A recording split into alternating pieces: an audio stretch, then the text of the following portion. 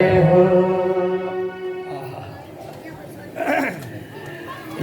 जी ने देखा वसुदेव और कंस को। वसुदेव जी तो गए, प्रणाम किए, क्योंकि उनका संस्कार यदुवंशियों का संस्कार है। कंस भूण जैसे खड़ा, न प्रणाम न प्रणाम।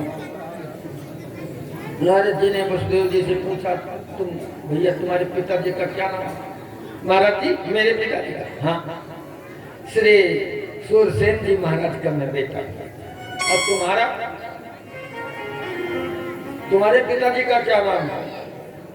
कंस ने कहा हमारे बस वही तो जो इनके पिता वही मेरे पिता। नारद बाबा ने कहा ये हो नहीं सकता है, तुम सूरसेन के बेटे नहीं हो। कब? बोले न स्वभाव से लगता है तू और न स्वरूप से लगता है। बोले महाराज तब मैं किसका? बोले चलो पिताजी के पास वही पूछाएंगे कि मैं किसका बेटा हूं। वसुदेव कंस नारद तीनों आए सौरसेनी में। सूरसेन जी ने नारद जी का स्वागत किया। नारद जी ने कहा ये किसका बेटा? बोले ये तो आपका है। अब ये बोले मानो आप ही का है।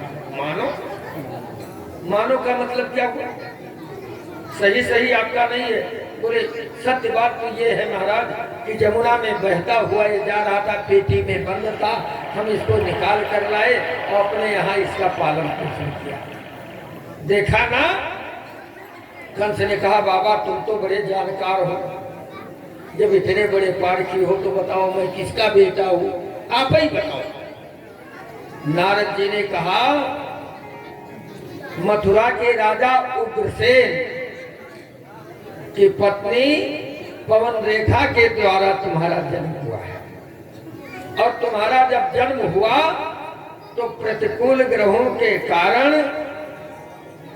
तुम्हारे पिता ने तुमको जमुना में फेंकवा दिया।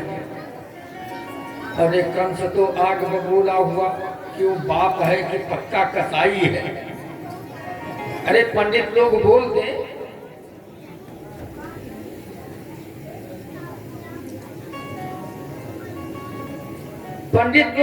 कि तुम्हारा शत्रु होगा तो नन्हा सा बच्चा है, अभी ना वो किसी का शत्रु है। अरे बड़ा होगा तब शत्रु मित्र बनेगा। पिता का तो कर्तव्य है पालन करना, कैसे भी। इतना बड़ा कसाई बाप है? अच्छा चलो कोई बात नहीं, निपटेंगे उससे। उग्रसेन दरबार में सिंहासन पर बैठे हुए थे। हृष्टपुष्ट पहलवान दुर्मलिक राक्षस का बेटा है। नहीं हर दिन हो ना सच्चिदानंद भगवान नहीं हर दिन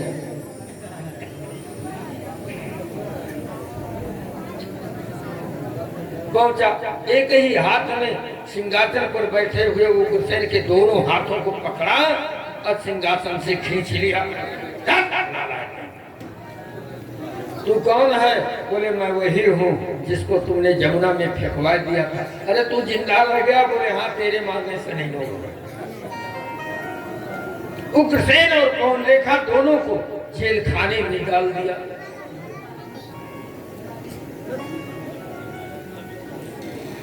इधर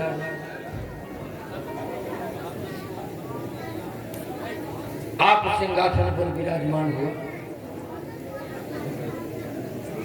सभी लोगों को जीत लिया, दिग्विजयी बना।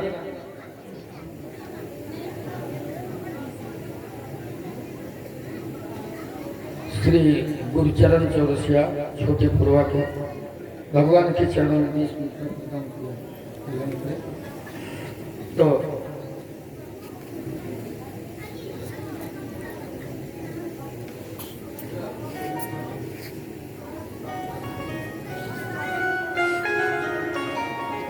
अच्छा, देवक के तरफ 7 बेटियां थी, उग्रसेन के छोटे भाई की तरफ 7 बेटियां थी, जिसमें सबसे छोटी बेटी का नाम देवकी है।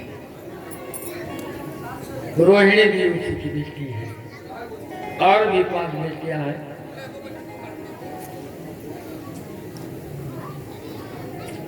बेटी सयानी हो गई है देवकी।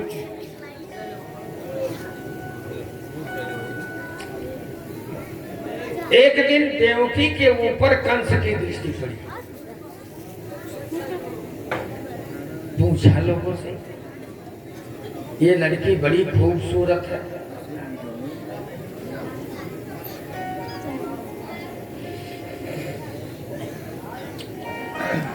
लोगों ने बताया, अरे महाराज आप अपने परिवार को नहीं पहचानते, ये तो तुम्हारे चाचा देवक की पुत्री है देवकी। अरे मेरी बहन है। हाँ, तो घर में सयानी हो गई है, इसका विवाह वगैरह कहीं पे पूछा। चाचा देवक को बुलाया, चाचा जी, अरे बहन जी का कहीं शादी विवाह करोगे कि नहीं करोगे? है? बोले शादी विवाह क्यों नहीं करेंगे, लेकिन इसके योग्य कोई वर मिले तो बताओ। कंस ने कहा हमारे निगाह में है, अब वो मेरा पक्का मित्र है। बोले क्या नाम है? कहा बहुत ऊंचे घराने का है, क्षत्रिय, यदुवंश क्षत्रिय है, सूरसेन उनको नाम है, और सूरसेन के बेटा का नाम वसुदेव। उसके गुण अवगुण सब हम जानते हैं। जैसे मेरी बहन देवकी है ना, उसी प्रकार से वो भी रूपवान, गुणवान, विद्वान, पहलवान, शीलवान, सारे चरित्रों से युक्त है। कोई कमी नहीं है। जैसे मेरी बहन देवकी रूपवती, कुलवती, शीलवती, विदुषी है, ऐसे वसुदेव जी। अच्छा, ये भी जो घर बर कुल हो ही अनूपा, चाहिए विवाह सुता अनुरूपा। घर बहुत बढ़िया हो, अनुपम कुल हो,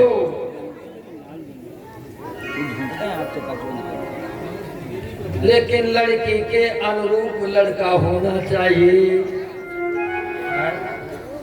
धनंजय की न फाट पड़ो,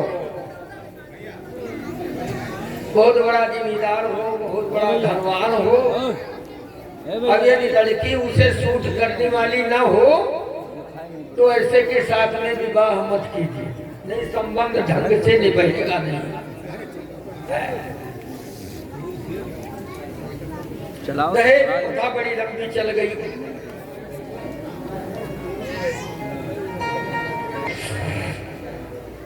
तो कैसो भी हो, लेकिन लड़की के अनुरूप होना चाहिए। तो अनुरूपता में कोई कमी नहीं है। घर भी बढ़िया है, खानदान बढ़िया है।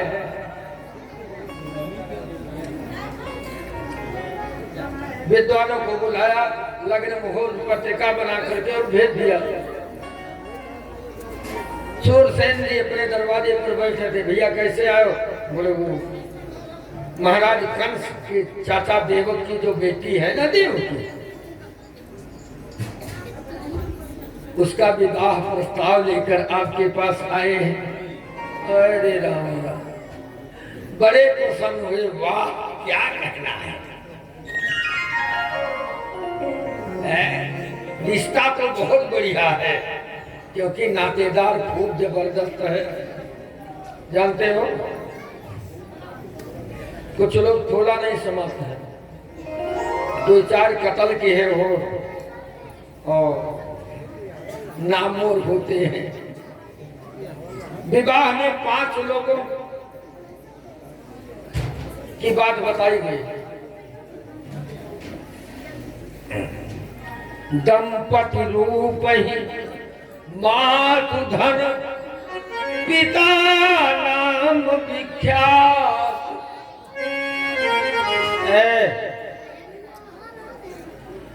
भाई कोई माँ क्यों ना हम हमारे मुंह को तो दंपति रूप ही मातु धन पिता नाम विख्यात। उत्तम कुल बांधव चाहे भोजन चाहे बराती। विवाह में 5 अभिलाषी होते हैं जो दंपति होते हैं ना, वर और कन्या। ये धन का अभिलाषी नहीं होता, ये रूपाभिलाषी। लड़की चाहती है जो वर मिले वो साक्षात नारायण के समान सुंदर हो, और लड़का लक्ष्मी रूप से, चाहे वो कुलक्षणी न हो, चाहे वो कुलक्षणी न हो, लेकिन रूप रंगदार टिप टॉप क्वालिटी की हो तो लड़का पसंद कर लेगा। दंपति रूप ही मातु धन। और महतारी लोगों का इच्छा होता है हमारे जहाँ संध्यान हुआ है धनी बात हो दैया बढ़िया। और जो पिता होता है वो चाहता है कि मेरा जो समधी हो वो नामवर हो। पिता नाम विख्यात नामी। अच्छा, अब नामी दूर में और कैसे कहते हैं? पड़े रहा था ऐसा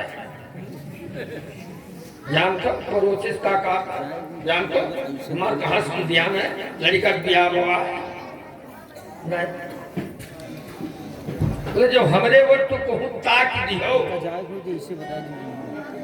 तो हमारे समझे तुहार आंख निकाल लिया, 7 कत्ल किया। लेकिन ये ध्यान नहीं देते हैं कि किसी दिन उसके लड़की को यदि कहीं कष्ट हुआ तो तुम्हारा भी आंख निकाल लेंगे समझे जी। तो पड़ोसिन के राख न करी है कहीं बिगड़ी तो यहाँ तोहरो आंख निकाल ली कतरी। तो दंपति रूप ही मातु धन पिता नाम विख्यात।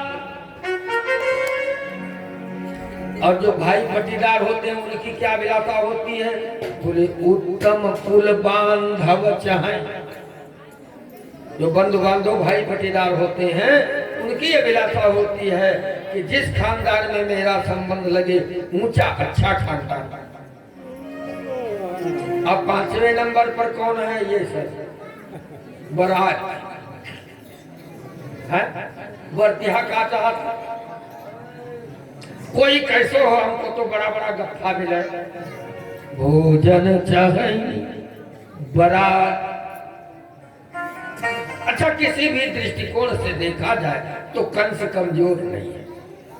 विवाह तय हो गया, बारात सजा करके वसुदेव जी महाराज कंस के द्वार पर आए, द्वार पूजन हुआ।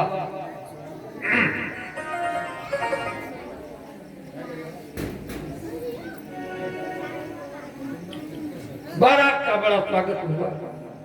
विवाह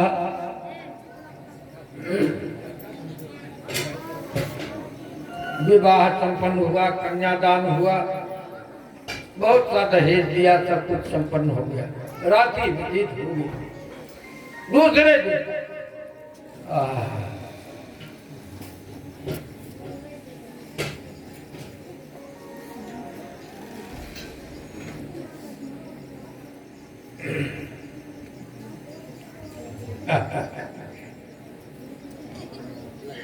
गुरुदेव जी उठे, बोले भैया अब विदा कीजिए, विवाह तो संपन्न हो गया।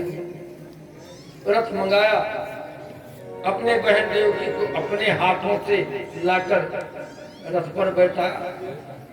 विदाई की क्या स्थिति होती है बेटी की वो तो सब लोग जानते हैं, ज्यादा समय नहीं है इसलिए विस्तृत व्याख्यान करके हम चलेंगे। विदाई गीत नहीं गाएंगे।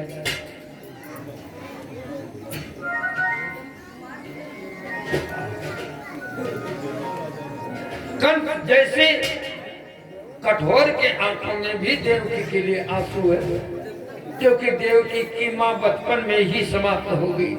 पालन पोषण इसकी माता कौन रेखा ने किया। बस देवी से वार्तालाप करने लगा। भैया बहन हमारी बिना माँ की रही, पालन पोषण मेरी भैया ने किया। कोई गुण ढंग न हो, कोई हुनर न हो, तो उसके लिए अब ये आपकी है, आप इसे सिखाइए और अपनाइए। बड़े प्रेम की बातें कर रहा था। बसदेव जी सोच रहे हैं भले दुनिया के लिए कसाई है, लेकिन हमारे लिए वाह।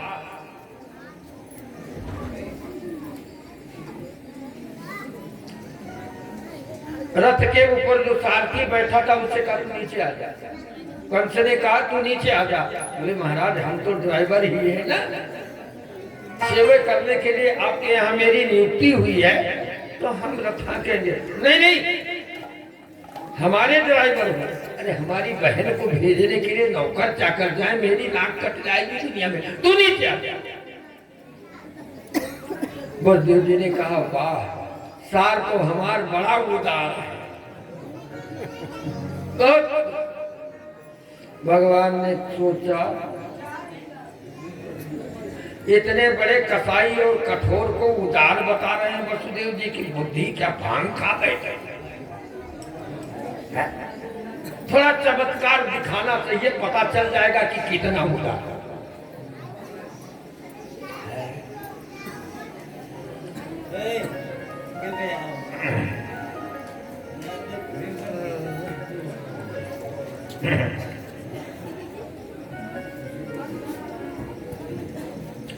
पथि प्रग्रहिणं कंस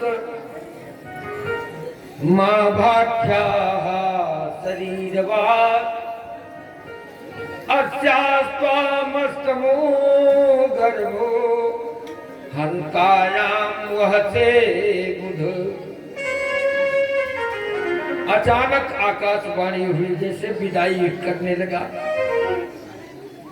कि रास्ते में इतने प्रेम से अपनी बहन देवकी को जो तू विदा करने जा रहा है, अस्याः अष्टमा गर्भा त्वां हंता, इसका 8वां गर्भ तुम्हारा मारने वाला पैदा होगा।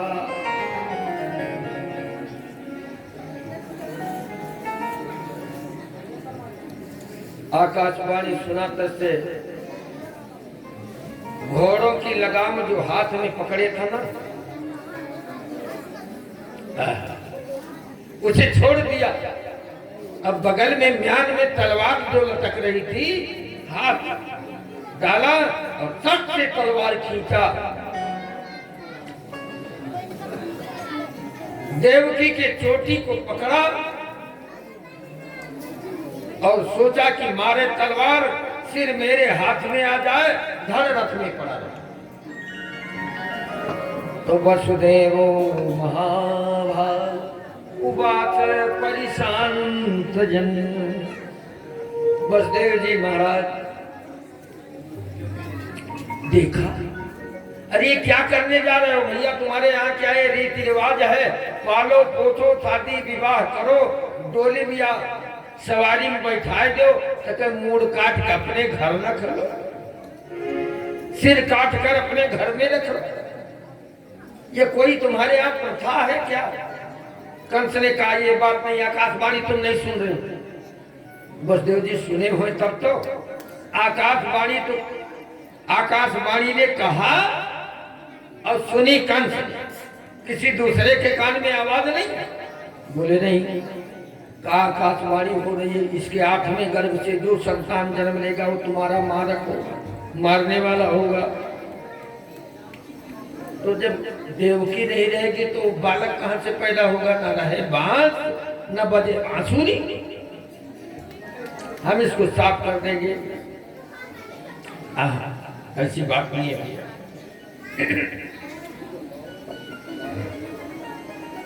तुम ऊंचे खानदान में पैदा हुए, अश्लाघनीय गुणा शूरई भवान भोज जसत्करा, सा कथम भगिनी हन्यात् स्त्रिय मुद्बा पर्वणे।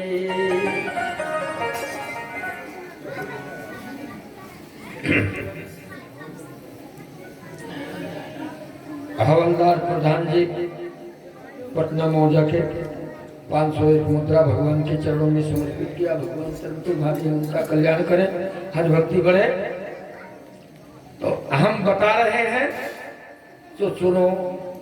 सपने जथा पश्यति देह में दृश्यम अमनोरथे नाभिनिविष्ट चेतना, दृष्टकृताभ्याम मनसा चिंतयन् प्रपद्यते तत्किमपि स्मृति। अरे क्या सपना देख रहे हैं, ये आकाशवाणी हो रही है। भगवान जाने बच्चे पैदा हो कि हो गए न करें, बंध्या निकल जाए, बिना मतलब की सपना देख रहे हैं। अरे देवता लोग आकाशवाणी कर रहे हैं, तुम्हारे बैरी विबुद्ध बरूता ये देवताओं के समूह तो तुम्हारे दुश्मन हैं, हमारे और तुम्हारे संबंध में कितना बड़ा खलल डाल रहे हैं और तुम समझ नहीं पा रहे हो। उसने कहा नहीं,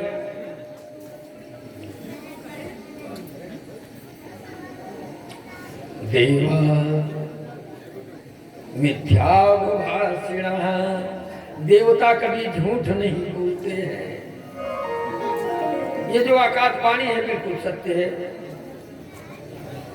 है? तुम मोह में पड़े हो। संसार में जो पैदा हुआ है वो एक न एक दिन मरता ही है। मान लिया देवकी को मार दोगे तब भी तो तुम मृत्युलोक में अमर नहीं रहोगे। मारने के बाद क्या तुम अमर रहोगे?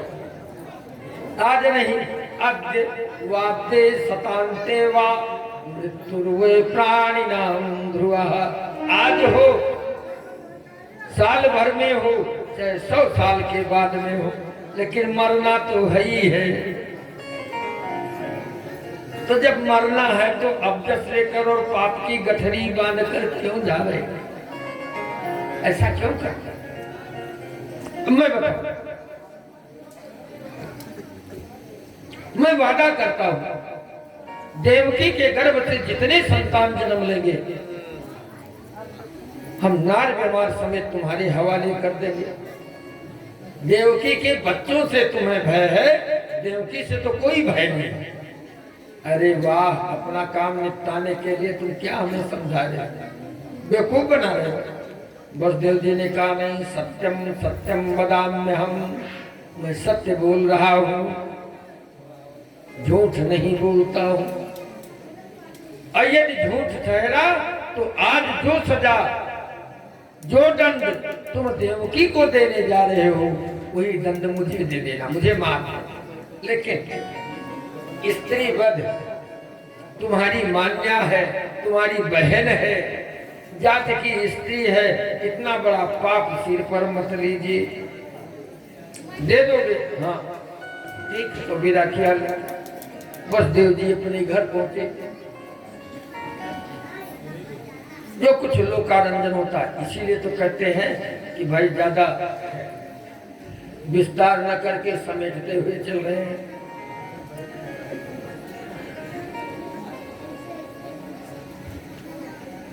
जो कुछ लोकारंजन होता है वो सब हुआ। कुछ समय के बाद देवकी के पहला गर्भ हुआ।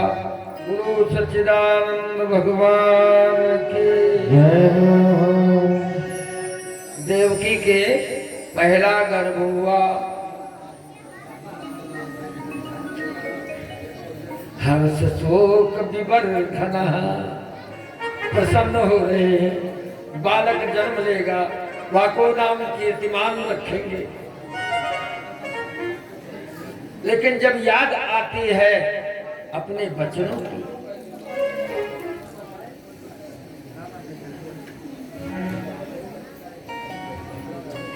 हाँ, श्री राजीत राम पोद्दार जी पुरैना निवासी 101 मुद्रा भगवान के चरणों में समर्पित किया। सर्वतो भावे भगवान कल्याण करें।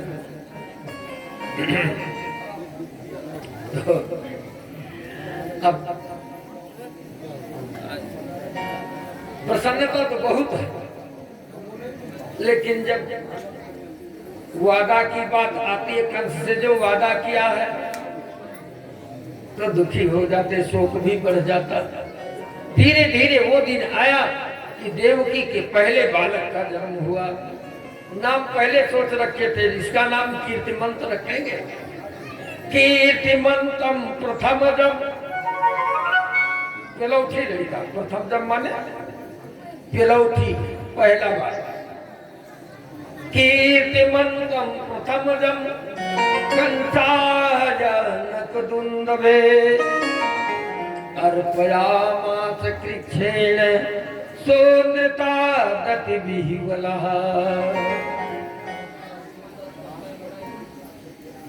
झूठाई से बचने के लिए कि प्राण चला जाए, परिवार चला जाए, लेकिन सत्य की रक्षा करना चाहिए। नहीं असत्य तम पातक पूजा, सत्य से बढ़कर और पाप की राज कुछ नहीं। असत्य भाषण से बढ़कर पाप की राज कुछ नहीं। आहा, बालक को लेकर गए, कंस के पास पहुंचे।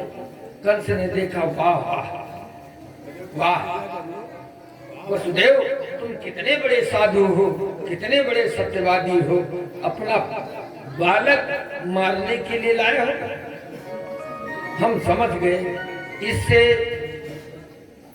नह्यस्मादस्ति में अस्मात् में भयम नास्ति, इससे मुझे डर नहीं है। बोले तब का, जब देवकी के 8वें गर्भ से कोई बालक जन्म लेगा तो उससे डर है। नाजायज में 7 बच्चों को क्यों मारा? प्रतियात कुमारोयम नह्यस्मादस्ति में भयम। अयम कुमारः प्रतियातो, इस बालक को लेकर वापस चले जाओ। अच्छा,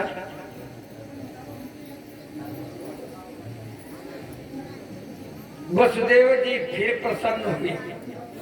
वाह, सार तो हमार बड़ा उदार।